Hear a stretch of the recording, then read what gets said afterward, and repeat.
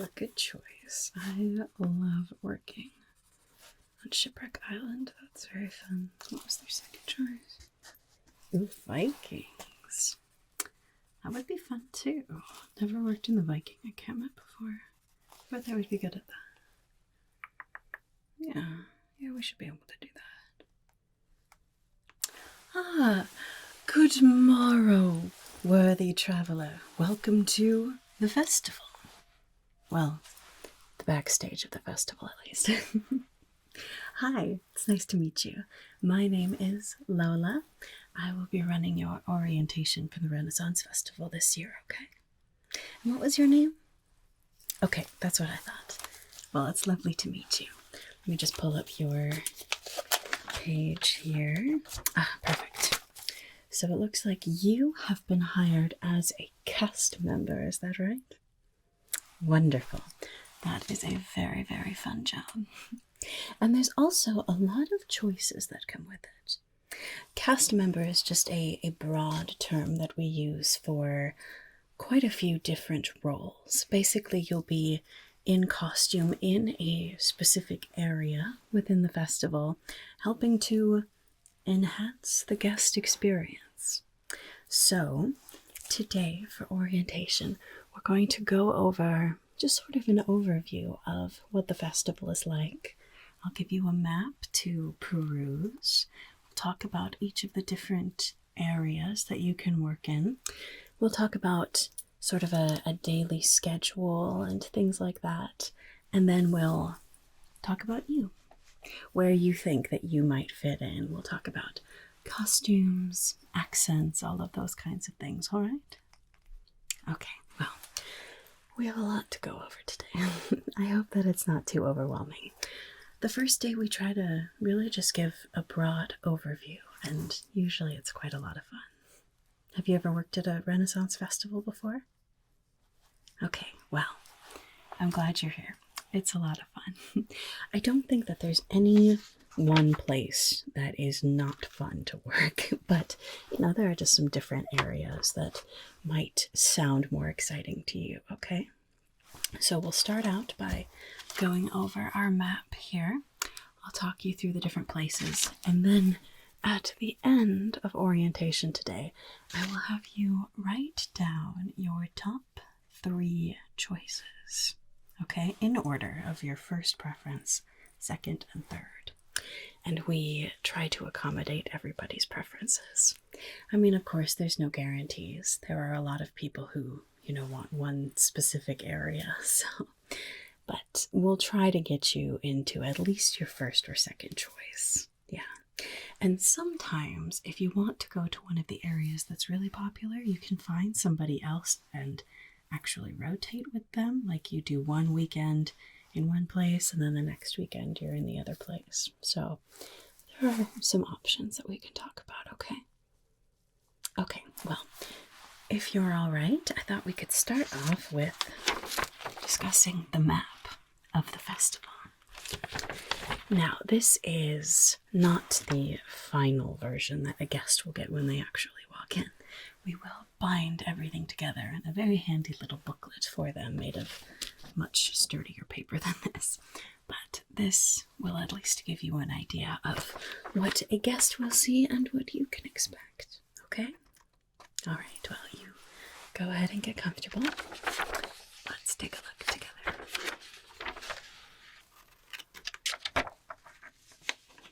Okay, so this is our lovely festival map. We have kind of different areas around that. Some of it is kind of in one space and some of it is sort of spread out. Like you'll see there's kind of a bunch of food places up here, but there's also sort of food throughout the festival too. People get really, really serious about their food.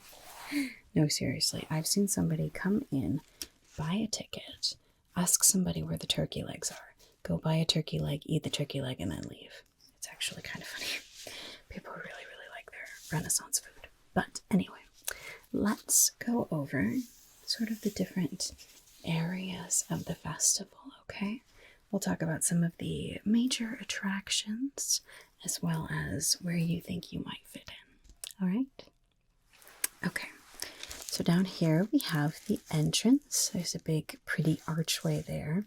You buy tickets right over here off the map and then walk through the entrance here.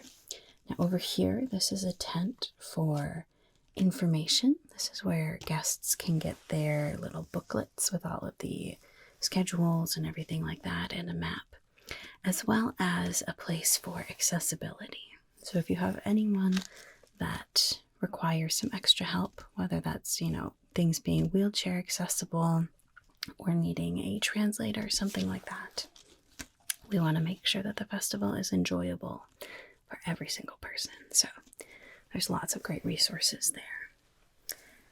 Then over here, this is Shepherd's Green. And there are some different smaller pavilions here.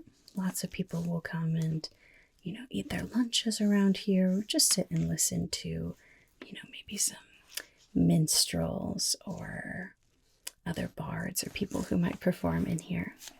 We also have a few different events that happen in here too. And then this is all of the different vendors and artisans that we have. This right here is called Artisans Alley.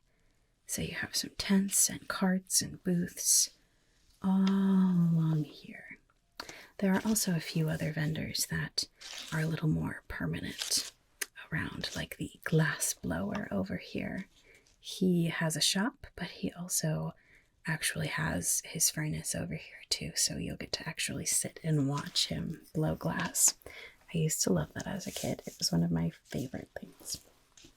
But these are where all of the vendors, most of the vendors will be at least. Then, as we make our way this way, we have some other fun little attractions. This is the Celtic Cottage. It's one of our living history exhibits.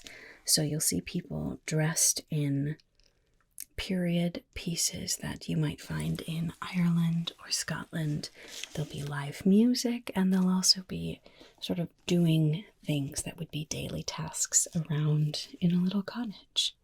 Maybe harvesting some herbs, maybe spinning some wool, knitting, things like that. And they also do little presentations in there too. Then we have our wizard tower over here. This is where people like the magicians that we hire, or the jugglers or strongmen, all those kinds of miraculous feats might happen there. And they also give little flight school lessons to kids and stuff like that. It's a lot of fun.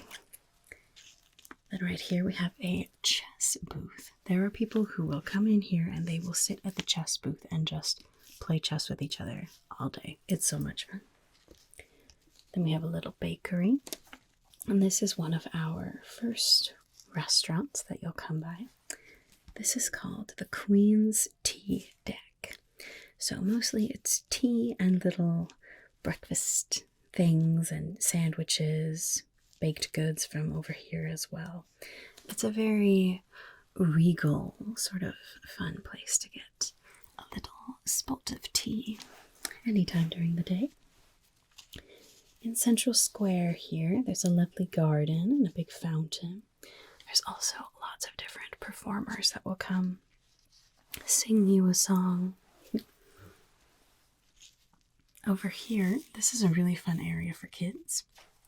This is the Kids Craft Tent, and every weekend it's something different.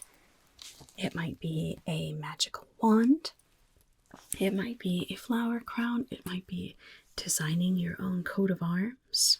It'll probably coincide with the theme of the weekend, but there's always lots of fun to be had there. And of course, it's totally free. Pretty much all of the attractions are totally free. Then we get to probably two of our most popular items. We have our arena here. This is a raised stage where we have sword fighting matches. as well as some other live performers that will be here when the sword fighting isn't going on, but the sword fighting is always a huge pull. And then, of course, the jousting track. What would a Renaissance festival be without some jousting? So we have both jousting and quinton that happen here at different times during the day. And we also do a doggy dash every day. You can bring your dog with you and have them participate in a race, and there are prizes for the winners. So lots of fun things happen here at the jousting track. Then over here, this is a lot of the different food places. You have the beer garden. There's a little pub called the Boar's Head. A slightly more scallywag place called the Broken Arrow. As well as the Royal Filly. That's a little more formal, but still lots and lots of fun at any of those places. Then, as we make our way this way, we get to some of the more fun and games sort of areas. There's a games arena over here where you can play, a strongman's contest. You can have some archery lessons, things like that. There's a jester's school right here. There's a juggling school. Lots of fun things. The sword fighting arena, obviously, those are paid professionals. But over here, there are lots of things for guests to actually participate in as well. And then this is a fun thing that's been new the last few years. This is our Viking encampment. So this is another one of our living history exhibits. Well, a very, very large exhibit. You'll see people dressed up as Vikings, sitting around a campfire, telling stories, singing songs, and telling you about what life used to be like for the Norse. So that's a really, really fun place to visit too. Then we have our Riddler's booth over here. You can go and he will tell you a riddle. And if you get it right, you get a little prize. Although his riddles are very, very tricky, and some of them downright do not make any sense. At least not to me. I don't know. I think he likes trying to stump people. But he also has some that are easier for the kids to get. And then this is one of our most popular attractions. This is the entrance to Fairy Wing Forest, where you can walk some forest pathways, see little fairy houses, and of course meet lots of fun little fairies as well. Then, right in the center, don't worry, I didn't forget, this is a few different attractions as well. Right here we have our Mermaid's Cove. So we have cast members dressed up as mermaids who will be sitting on these rocks pretty much all day. And then there are also different times throughout the day where they'll be underwater and you can have mermaid sightings in the waters as well. In fact, one of the women who comes, she's a mermaid, and she has a little craft that she does. You can make little necklaces or headpieces out of seashells. It's quite fun. And then this is sort of our area where the pirates hang out. This is Shipwreck Island.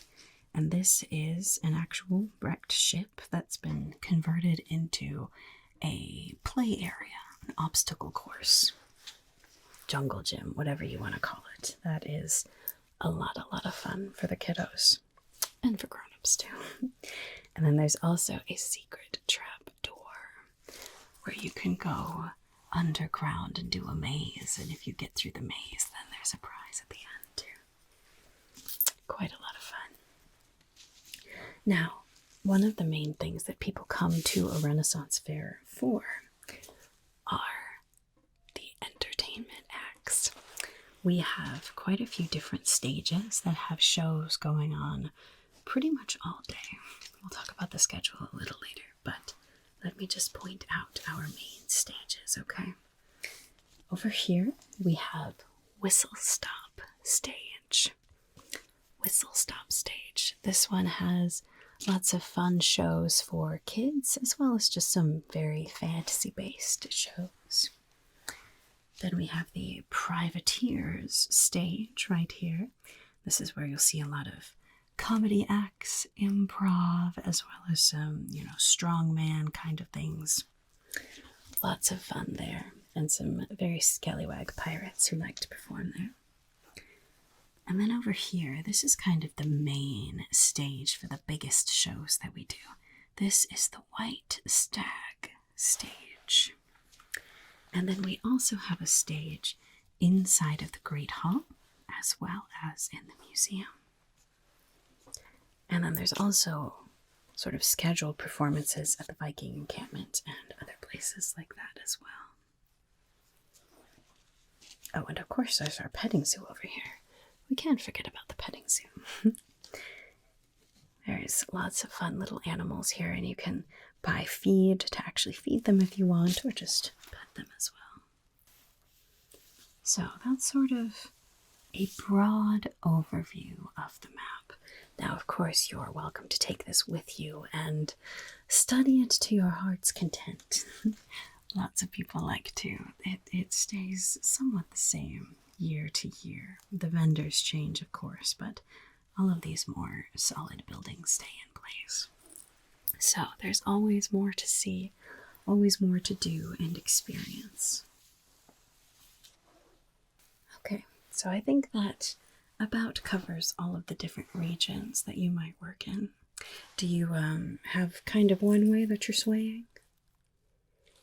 Wonderful. Yeah, that place is super fun. The manager there, her name is Leslie. She is a lot of fun. Yeah, if you do get there, you'll enjoy working under Leslie. Yeah, I bet you'll never guess where I'm going to be working this year. That's right, Fairy Wing Forest.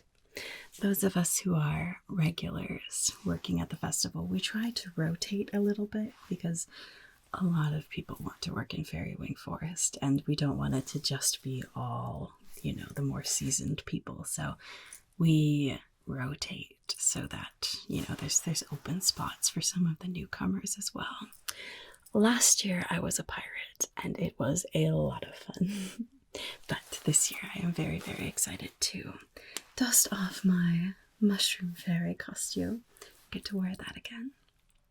Okay, so let's move on. We talked about the map.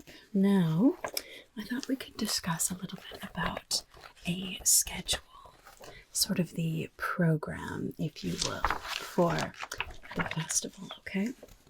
So, again, this will be bound into a nice little booklet that people get when they walk in, but these are just sort of the prototypes. We're getting through editing and preparing everything, of course, but this will at least give you an idea.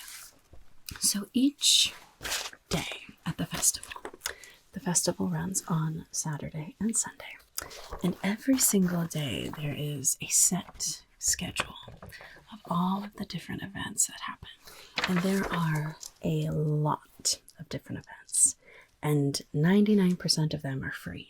Or at least, you pay admission, but you don't have to pay to attend the shows. It's one of the things that people really, really love about festivals. So we have stage schedules here. These are live shows. They are sometimes, a theater production. They're comedy acts. They're improv. We have some, jugglers and circus performers, all that kind of stuff is covered in this one. And then we have live music in lots of different places around the festival as well. In a lot of the different restaurants, as well as in the museum, places like that, you can sit and have a meal and also listen to some lovely period-appropriate music, whether that be Irish folk or classical high Renaissance music, all kinds of things. So there's something to see pretty much every time, everywhere that might interest somebody in those schedules. Now these are the same week to week, but then we also have this, which will be the first page. in the booklet. This is the News of the Realm page, and each weekend has a different theme. Everything from fairy tale to, I believe there's a witches and wizards theme, there's a Vikings week, there's a pirates week, there's an Irish week. In fact, this one is the Shamrock and Shenanigans schedule. Shamrock and Shenanigans. Bet you'll never guess what the theme is then. So, each of the different weeks, we also have some special events that are just for that theme. So let's take a look, shall we? So here is the News of the Realm page for the Shamrocks and Shenanigans weekend. So every weekend there's some sort of a costume competition. Quite a lot of fun. Some people will plan their weekend specifically on what the costume competition is. This week it is a kilt competition, but there's also a fantasy fairy tale competition. There's a steampunk week. There's, of course, pirates, wizards, all of those kinds of things. So that is very, very popular, our costume competition. And then there's also often some sort of a contest that guests can participate in. This week it's a mashed potato eating contest. I do not envy the people who have to clean up for that one, but it's always a lot of fun to watch. And then we have a beverage tasting. Of course, this one you have to be over 21, but that one is also a lot of fun. And then this one isn't really just an event at one time, but for our Shamrocks and Shenanigans week, there's also a leprechaun hunt. So this one, there are some little coins, some little gold coins. Actually, I think I have some around here. Hold on. Here we go. They're just little gold coins like this that have a shamrock on them, the elusive four-leaf clover. And these are hidden all around the fairgrounds on this weekend. And if you find one of them, you can bring it to the gift shop and you'll get a little prize for it. Now, some of them are hidden rather easily, some of them are a little more challenging, and some of them have to do with, you know, the Riddler's booth or places like that as well. So it's quite a lot of fun. And then, of course, there are plenty of events that are happening all day, like the Mermaid Cove, Fairy Wing Forest, the Viking Encampment, the Celtic Cottage, the Games Arena, Artisans Alley, the Museum, Shipwreck Island, Ye Old Petting Zoo, and the Glass Blowing Building as well. So, all of those happen all day, every day, too.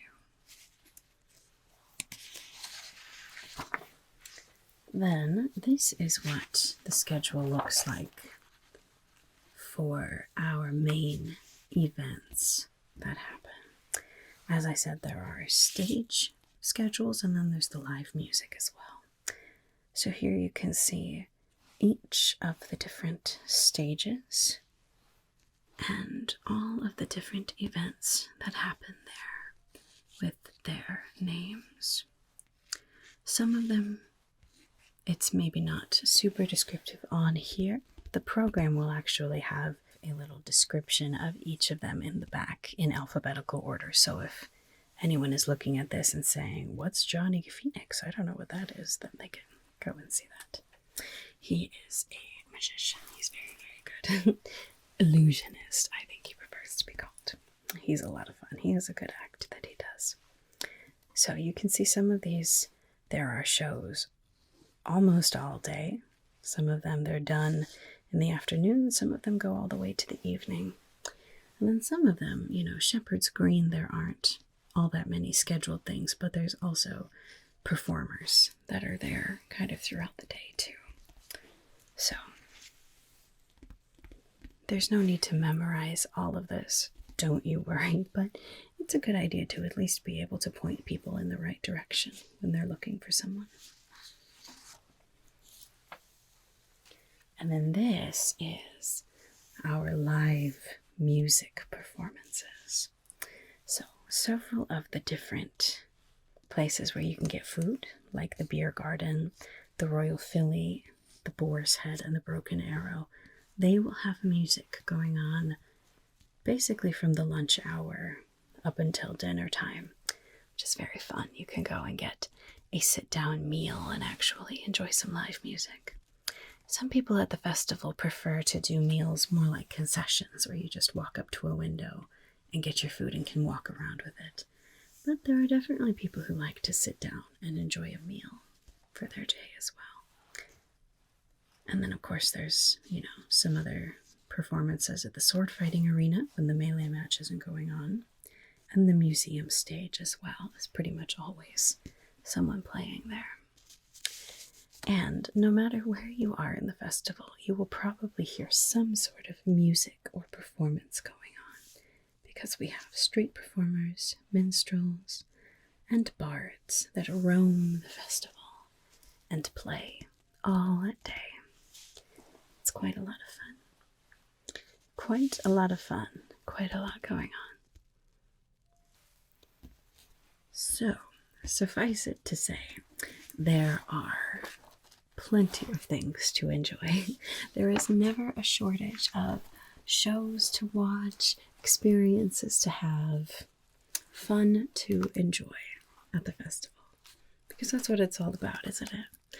Just getting to be transported somewhere else for a little while. Have some fun. So, any questions about the schedule so far? All right. Now, don't worry, you don't have to have all of this memorized or anything. But it is a good idea to, look over these and just kind of have a basic idea of the main events, and also be able to direct people to the major shows. If you have a guest frantically coming up saying, there's a show starting in 10 minutes and I don't know how to get to the White Stag stage, being able to give them directions is very, very helpful. So, now, let's talk about costumes. Always a very, very fun topic. Now, quite a lot of people who come to work at the Renaissance Fair have their very own costumes. But if you don't get put in your first area of choice, it's understandable that you don't have every single piece just ready to go. So we do actually have costume rentals for employees here as well.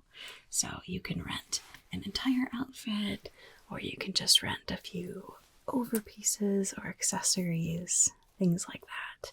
It's a very reasonable price. Pretty much it's just the price to, wash them and upkeep, things like that. So we have full-length costumes,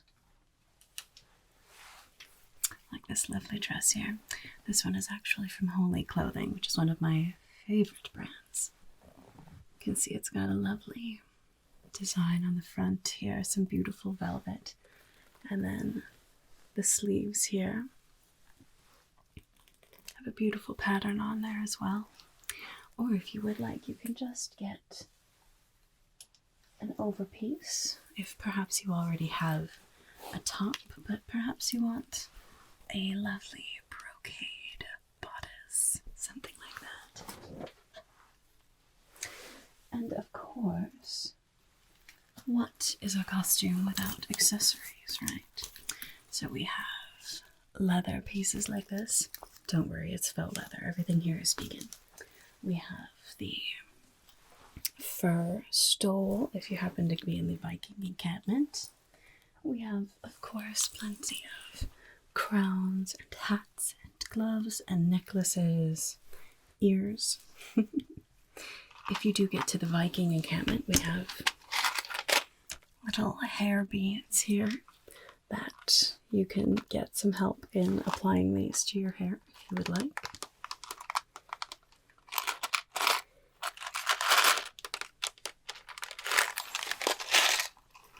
And then a whole mess of ears, whether you are a mermaid, whether you are a goblin, whether you are an elf or a fairy, lots and lots of options. So, regardless of what you have or what you might need, we'll be able to work together and supplement all of that, okay? All right, great.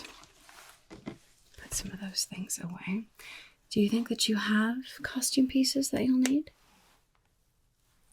Okay, perfect.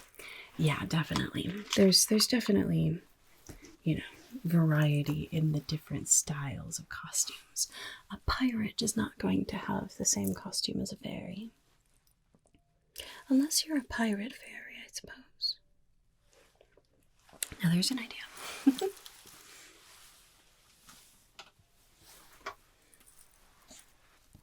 Now, something else that you can do as a cast member. This is completely not mandatory, so please don't feel pressure to do it. But a lot of people find that it's really fun to do.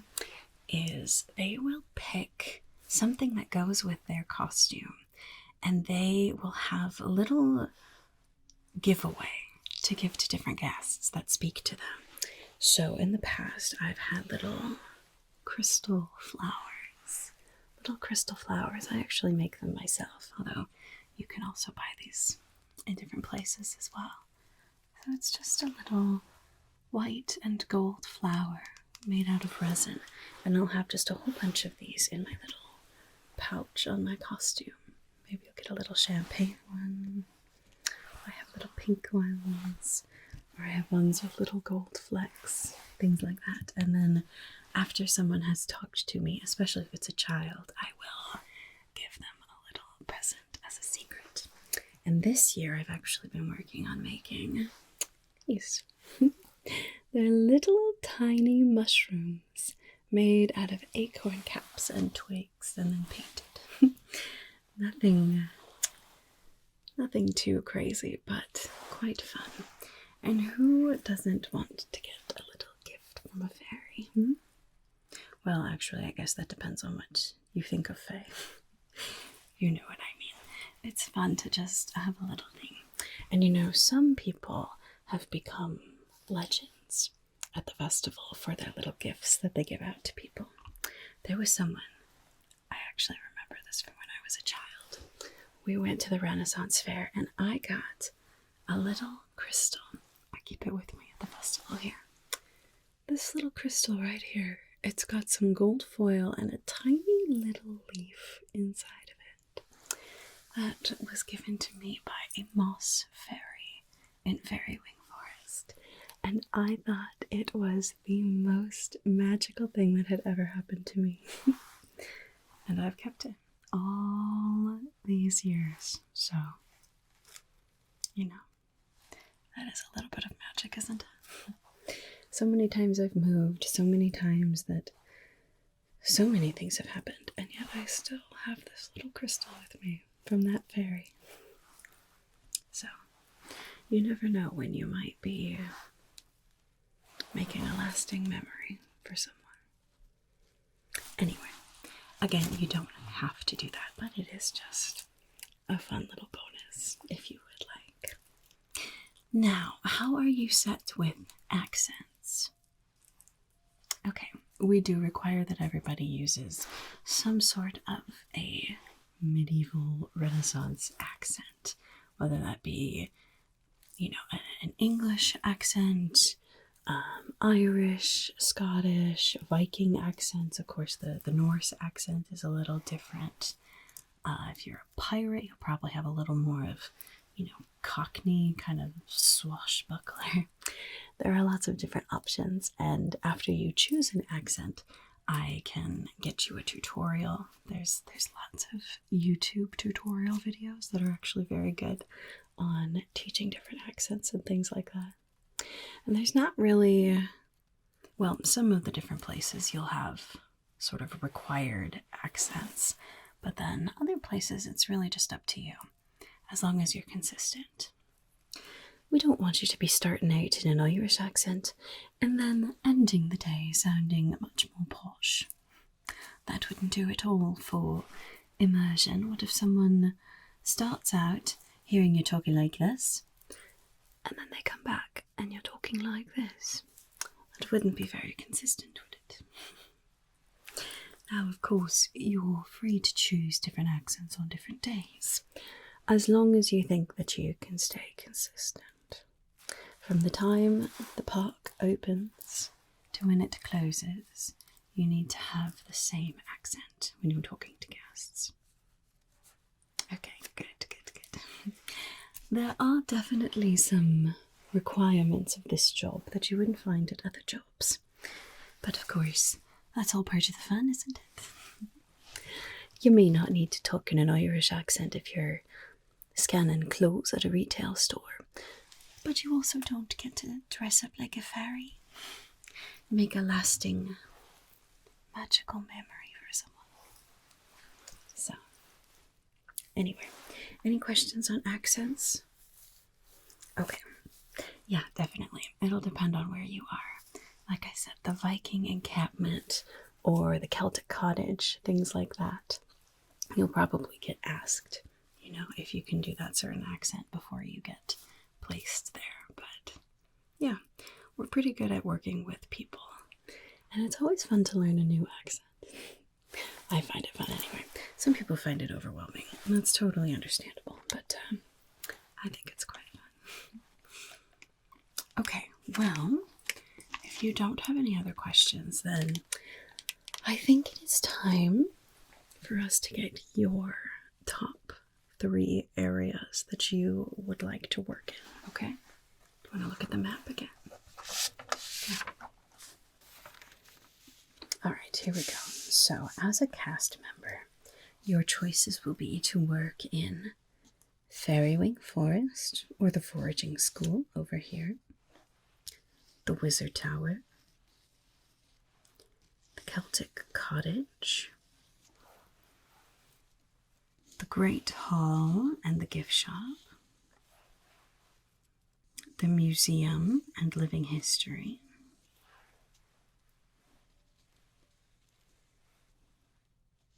the Games Arena, the Viking Encampment, Mermaid's Cove, or Shipwreck Island. So those are sort of the main areas where we have cast members that help to enhance the experience of the regions where people will be exploring. So, with all of those options, what would be your first choice? In a perfect world, where would you like to work the best? Excellent choice. Yeah, that would be a lot of fun. And what would your second choice be? Okay, perfect. Yeah, I think you would fit in really well there too. Okay, and like I said, we do our very, very best to accommodate everyone's first or second choices. But just in case, can you give me one more choice? Wonderful. That's a really fun one too. Yeah, I think you'll have a lot of fun. Okay, perfect. And costume-wise, would you be set for those, or would you need to rent something for the third trip? Okay, yeah, for sure. No worries. Costumes are kind of a matter of pride around here. Some people will work for years building their costumes before they come to a Renaissance festival. Although, it's important to remember for those of us who are working, everything that you put on, be it a costume or a wig or a hat or makeup, you're going to have to keep on all day, even in the heat. So it's a good idea to not go entirely overboard, especially with the makeup. One of my first years, I wore this pretty rhinestone sticker on my forehead. Very, very pretty, but not so great when you're sweating a lot. It was a little bit of a nightmare my first weekend, and then the second weekend I redid my makeup look so I didn't have to worry about it. Anyway, so it's just a good idea while you are planning your outfit to think about being in the heat, being outside, because, you know, most of these areas are going to be outdoors pretty much all the time. Okay. And of course, bring with you ye old water bottle, because you will need lots and lots and lots of water. We also do have canteens for rent that are period appropriate too, so you can carry it with you all the time, not just in the backstage areas. I would highly, highly suggest having water with you all the time. Okay, great. Well, any other questions so far? Okay. Well, as I said, today is really just an overview of everything. Once we get everyone's preferences, then we will start to actually put people in certain places, and then your next training will be specific to your area. So exactly what it means to be a pirate, or exactly what it means to be a fairy, or a Viking, or whatever else. And then we also have a mandatory training on safety and policies and harassment as well. We want to make sure that the festival is safe for everyone, for every single employee, every single cast member, and every single guest, of course, too. I feel like some places you have the kind of mandatory safety meeting, and it really just feels like it's something that they have to do, but nobody really cares. But here we really, really care. We want you to feel safe. We want everyone else to feel safe. And we want you to be able to know how to handle different, instances that might come up. For the most part, this is a pretty safe place. People understand, this is just a place to have fun. But of course, we do see tens of thousands of people every single year in the few weeks that we're open. So there's always a chance that something happens, and we just never want anyone to feel ill-prepared,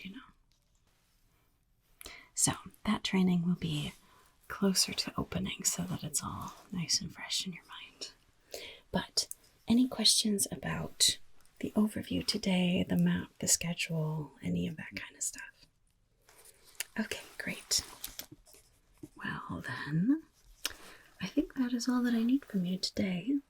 You're free to go. You're also free to just kind of mingle with everyone else who's been hired to be in the cast. It is a lot of fun. One really special thing about working at the Renaissance Fair is that so often we really turn into a family. It's really fun. So, welcome to the family. And welcome to the festival. I think you're going to have a great time. Okay, well, you'd better skedaddle. I've got another appointment coming up, and I'll see you later. All right, bye. Yeah, they would be great there. I bet I can get them their first choice. Pull some strings.